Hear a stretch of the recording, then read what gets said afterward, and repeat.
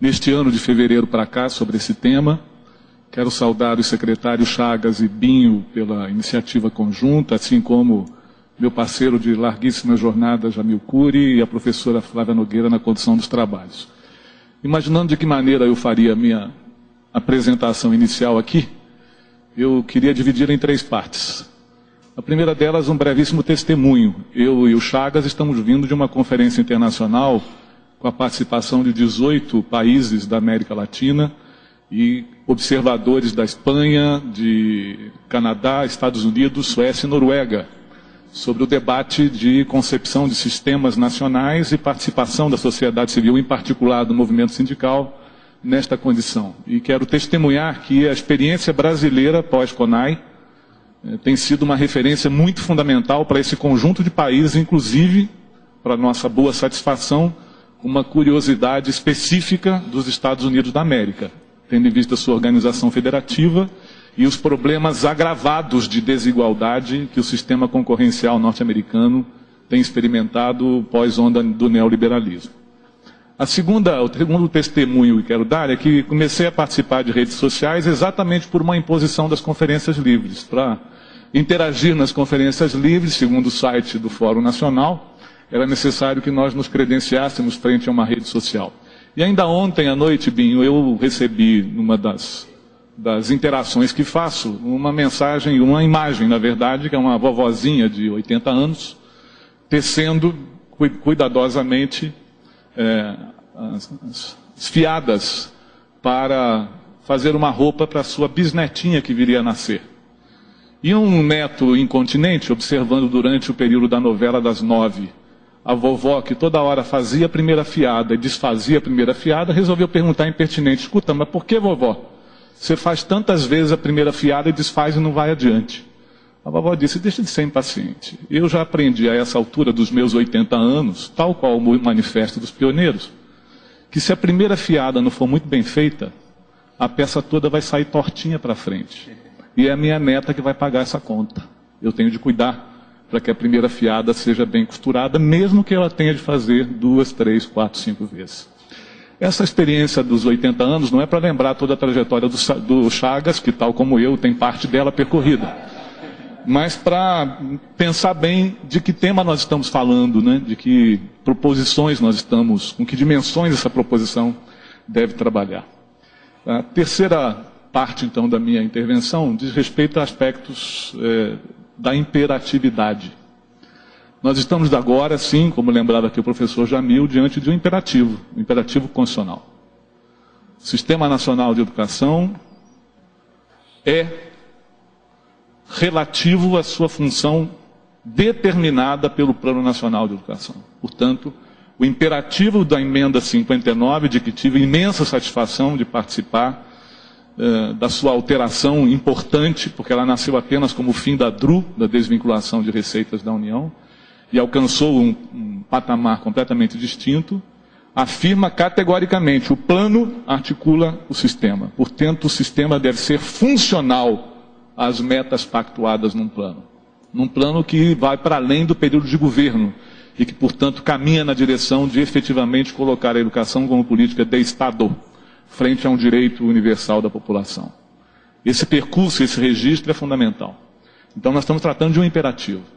E esse imperativo se relaciona com alguns outros, que eu gostaria de marcar aqui uma distinção para saber se nós, nesta mesa, teríamos como progredir, tendo em vista o prazo previsto, anteprevisto no projeto de lei que tramita no Senado, que é de 2 anos, mas mais do que isso, a tramitação já presente de um projeto de lei apresentado em 2011, de lei complementar, de número 15, que está tramitando na Câmara, cuja proposta de cooperação é de municipalização do ensino. Então, não vamos pensar que as coisas não estão dadas, e aí também reforçando a preocupação do professor Jamil Cury, tendo em vista os tempos do furor legiferante, com os tempos de consolidação social e pública de políticas deste alcance.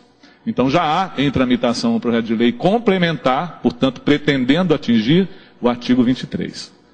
A esse respeito eu quero fazer também uma distinção, que salvo o melhor juízo nós precisamos tê-la com bastante clareza para o futuro próximo. A professora Fala já está impaciente, mas qual é a distinção?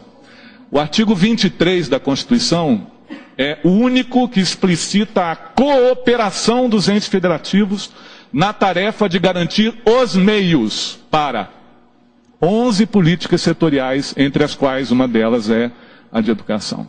Então, a cooperação federativa é um mandamento explícito do artigo 23 e também explicitamente diz que é para garantir os meios. Neste caso, a lei complementar necessariamente vai regular a relação federativa.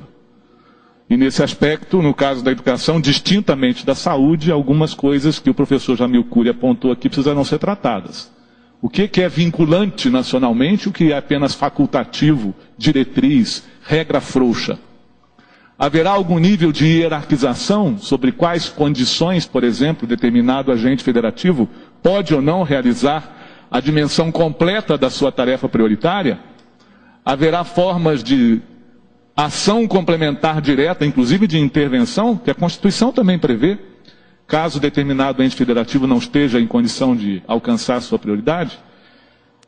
Então, além de quem faz o quê nessa lei complementar, para garantir os meios, é preciso a gente refletir sobre quais são as condições básicas a partir das quais tal ente está ou não habilitado para garantir tal condição. Com que transitoriedades, uma vez que a Constituição de 1988 não lidava com sistemas municipais que não tinham autonomia. E nem eram 5.650 municípios, eram menos da metade. E apenas capitais tinham redes instaladas, ressalvada a educação infantil, em creches que eram assistência social, nem eram da rede de educação. Então, nós estamos falando de uma coisa muito distinta daquela que antes de 1988 existia.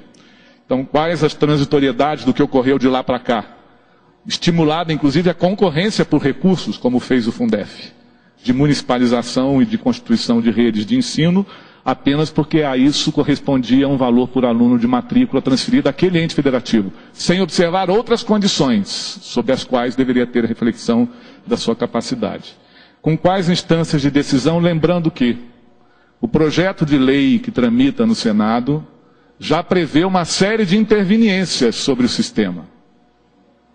Por exemplo, coloca lá como parte do sistema a Conferência Nacional e o Fórum Nacional, mas não diz respeito a estaduais e municipais. Coloca lá uma instância interfederativa nem sem nome, que pode ser essa de que nós estamos falando, mas não diz quais são as suas atribuições.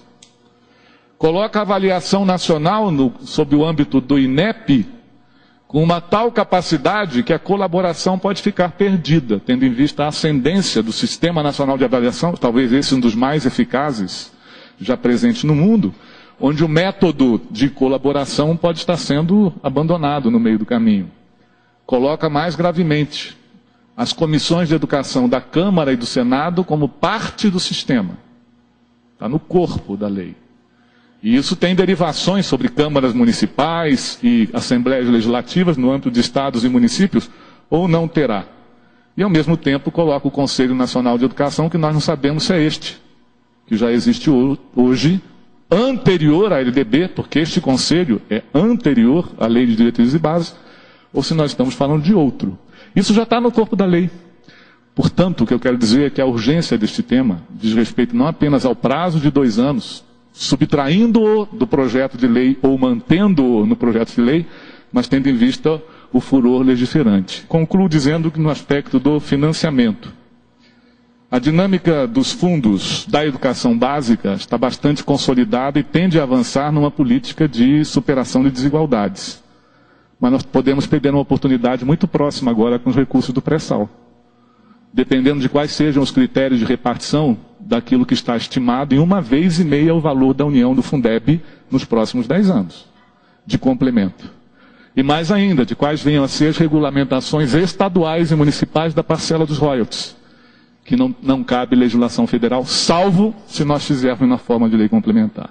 Concluo dizendo que uma coisa é a lei complementar de responsabilidade do Pacto Federativo. Essa diz respeito à garantia dos meios de acesso. Outra coisa é o regime de colaboração previsto em outros dispositivos e que aí salva melhor juízo. no artigo 205 da Constituição, expressamente não se refere apenas à colaboração entre sistemas, mas à colaboração da sociedade. E no Brasil, a iniciativa privada é livre para a oferta educacional, ressalvadas as disposições da lei. Obrigado. Muito obrigada, professora Bicalil. Agora a professora Carmen da CAPES, que também nos dá a honra da presença. Obrigada, professora Flávia. Aqui. Obrigada, professora Flávia, professor, secretário Binho. Eu só pedi para afastar um pouco para a luz também chegar no intérprete. Isso. Tá bom? Okay. Perfeito, agora está dando. Professora Flávia, professor Binho, professor Chagas, querido professor Jamil Cury, colegas do auditório. Muito do que eu ia dizer foi dito pelo secretário Abicalil, que diz respeito exatamente a essa questão de quem faz o quê. No regime de colaboração é muito importante essa atribuição das partes. Mas, dada a relevância desse tema, que realmente a estrutura